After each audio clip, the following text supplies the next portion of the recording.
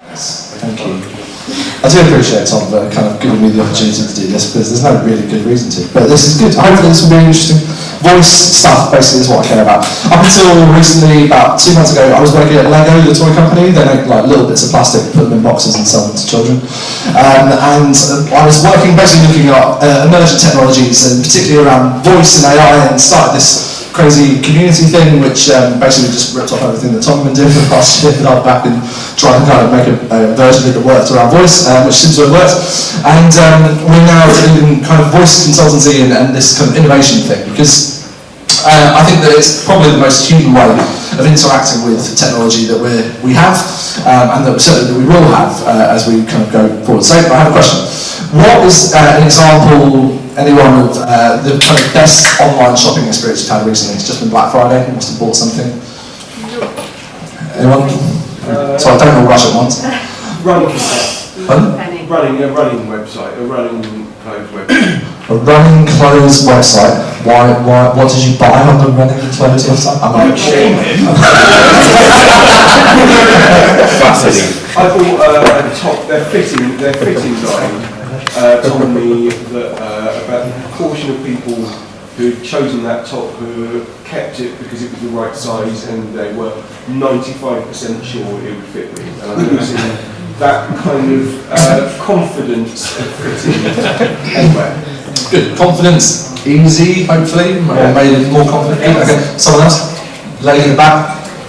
Shout. I spent no penny on the Black Friday because some research said things actually are more expensive on Black Friday than the average time.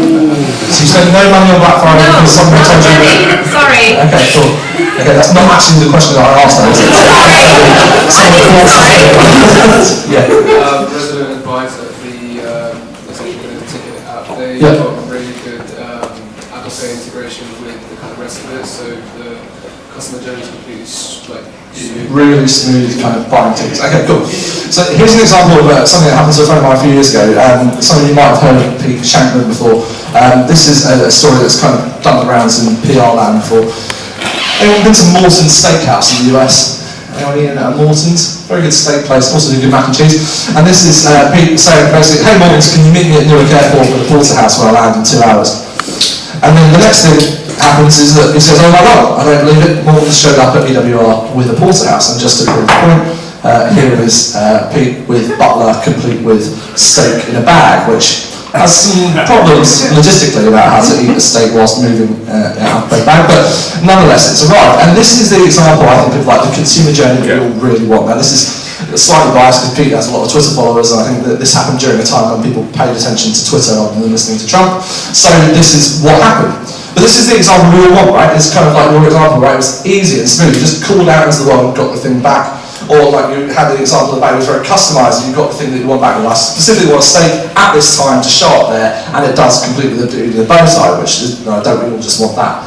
And so the future, the promise of the future is that the world is going to become collapsed into this thing where we can just reach out into the world and just ask for whatever we want, and that the kind of autonomous vehicle, drone-enabled, blockchain-hyped 5G lifestyle we're all excited to live will just begin to deliver the things to us at a moment's notice. And this stuff is going from kind of science fiction to kind of science fact. Here is an example that snapped at CES this year of the future of the dashboard of the car from Samsung, the completely connected and able to talk to it, able to reroute you on your way home because you've not got the right things in your smart fridge, which you also have in your living room, that knows what's in the fridge. So that if you are the type of millennial that wants to kind of engage in, I don't know, hummus making of an evening, and you're out of tahini paste, that you can actually go and ask Amazon, oh, have I got any tahini paste in the fridge? And because it's got object recognition in the fridge, knows whether or not you own the relevant items for making said hummus, and will reroute you in your smart car the right way home, or just drop ship it to you via Amazon Prime the next day.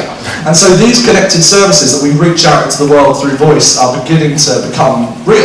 They're beginning to be things that if you've got enough disposable income to spend 10 grand on a fridge, then you can do. And this is, you know, not just limited to our fridges, but our clothing, what clothing choices we're going to make. This very attractive man in a yellow jumper is taking a picture of a smart mirror that has got a smart tag system built into all the RFID tags of the clothes that he owns. So that when he puts the jumper into the dryer, it knows whether or not it's been worn recently, what clothing it's made out of, and how many spin cycles it needs. But it also can tell him whether or not he's got anything else in the wardrobe to match, and given that yellow jumper, the answer is clearly no. So that is, kind of AI beginning to collapse these choices. And the way that we're going to access them is through voice. And that is the kind of the big thrust of what I want to chat about. If I say the words Google duplex to you, how many people kind of go, yes, I know what that is? A few? Not enough. Okay, I'm going to play this video. This is an example from I/O this year from Google about kind of how the next level of the Google Assistant is going to change doing simple things like booking restaurants, for example. You got sound? It's a voice event, so it'll sound fairly messy. No? So I'm just going to let James hang out with drying. Yeah, just keep going, it's fine. Ben here. You know off by heart? Narrate it. Can you do my So basically what she is saying is she's asking Google Assistant to book her a restaurant at Al Cocotero at 7:30 and it says I've got 7 and 8 and basically then makes the phone call. So what you're seeing in the dialogue on the left is actually the voice speaking down the phone to the guy at the other end. So the assistant's saying it's an automated call, let me book a table for you on the 12th. And he says, oh okay, like what time on the 12th and who's it for? Assistant says it's for 2 people. And then he says, okay, for 2 people I can do Tuesday at 7, great. And so he goes to find the restaurant option. Again, he's hearing all of this in his ears. He says, yeah, 8 p.m. is fine because 7 wasn't available. And then the assistant goes and says, okay, the first name's Anna for the booking. He's asking for the booking name. And then next up, okay, awesome, thanks a lot, that's all booked. The things that you didn't get from the audio, which was, fairly crucially missing from this video, I'll just show you again about voice, is the pauses, the ums and ers. So Google Assistant actually as a voice saying, Tuesday at 7, and oh, great, awesome, or hang on a moment, I'm going to go look.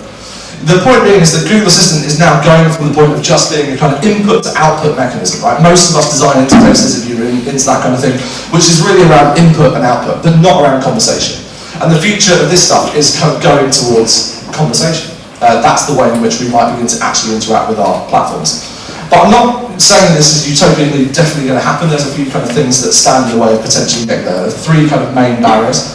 One is around the idea of the uncanny valley, it's a kind of science fiction term. The idea that basically that this stuff is a little bit too human and makes you feel a bit creepy. If I asked you how many of you, when you were speaking to a bot, would want to know that you were speaking to a bot? Hands up if you'd like to know. Okay, most of you. And I've asked that question quite a lot, and that's the response we usually get, because see that kind of kids also learn these. Anyone got small kids in the room? Yeah, okay, cool. So I sympathise with you because I know how annoying they are. But will they all learn to behave with these devices the way that we have with them? It's like, who's got an Alexa or something at home? Yeah. Okay, what do you do when it doesn't work? You behave like somebody abroad and shout at it, don't you? Yeah. Just say it louder and slower. Alexa, play Moana on Spotify because you're a 3.5-year-old, and it doesn't do it. And it's like Alexa, and then you shout at it, and kids learn this behaviour as well. So we have a kind of slight behavioural issue to fix. But what we do see is that over and above anything else, that kids and families love this stuff. The parenting in particular is one of the big categories when it comes to consumer voice adoption that we should be going after and that we're creating for.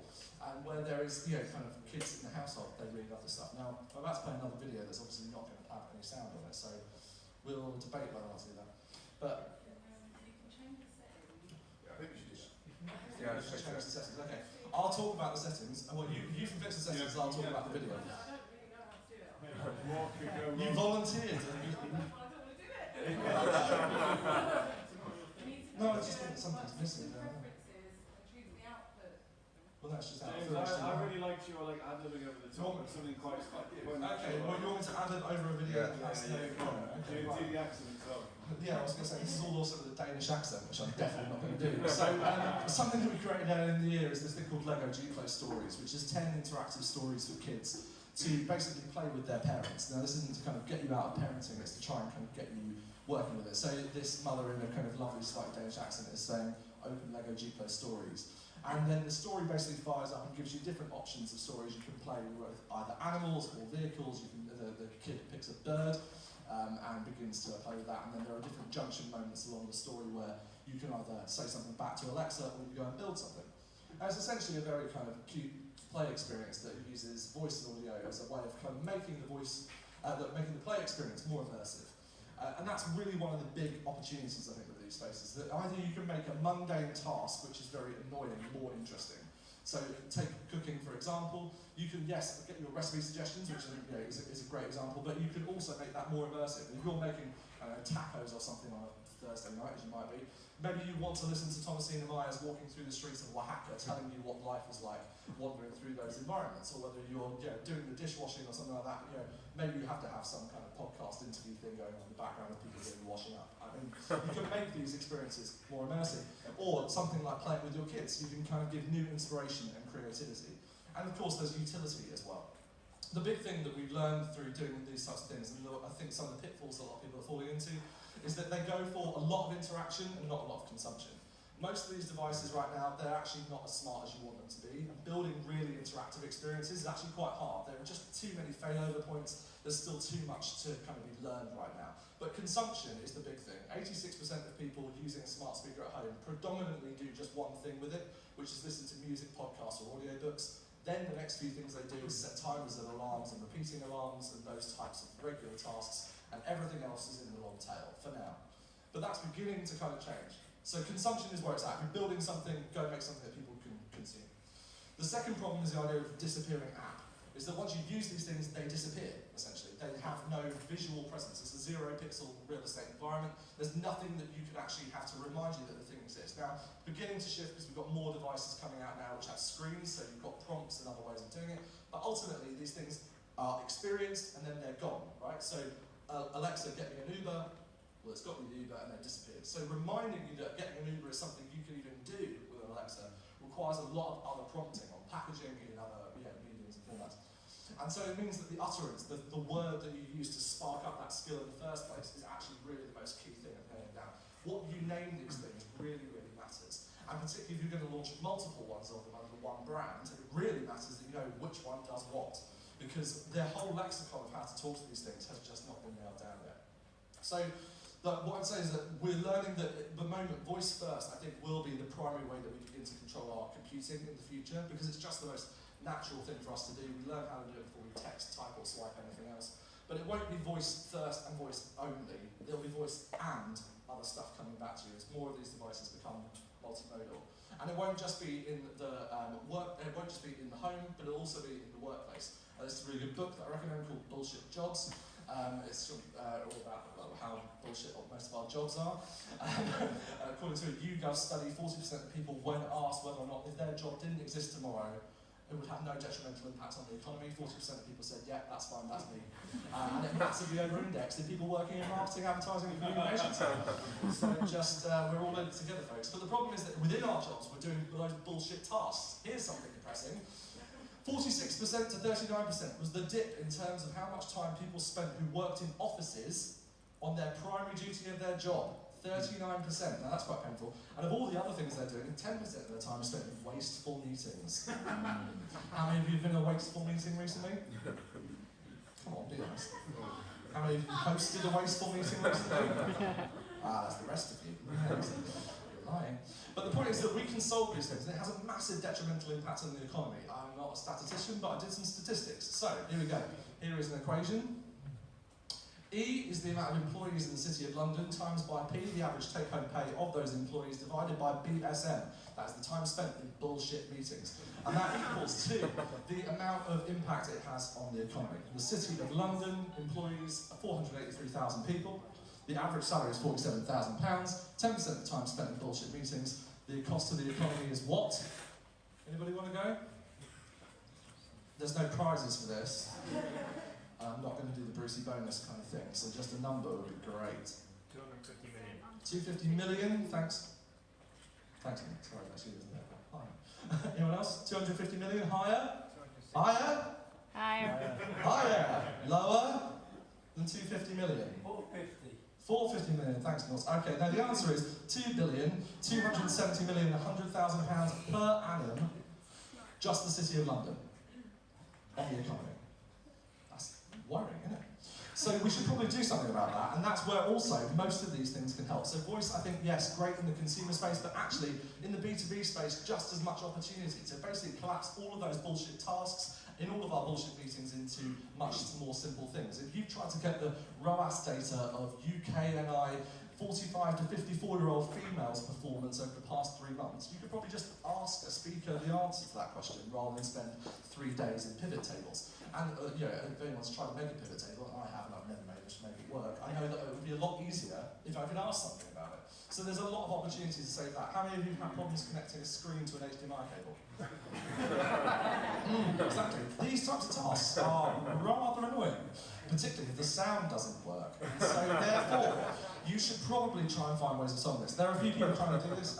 2 examples I'll just give you. One is, this is the chatbot from called Edward from Edwardian Hotels Group. They run the Mayfair and places like that around town. So if you're in a meeting or in a hotel room, if you want to collapse some of the choices like getting an avocado, crispy bacon and chicken salad because you're just that type of millennial, then that's what you might be wanting to do. Or like, what's the Wi-Fi password? Can we get more stationery in here? Please refresh the coffee. Those types of tasks that, to be honest, we could just ask a thing in the room and get it to do it. Or if you want to book, how many of you have the fun booking meeting rooms? That's a fun thing to do, isn't it? Well, you could try, this is a very low resolution screenshot, but you try Uma Book. The guys from Uma are actually here. There's Gavin, give away that.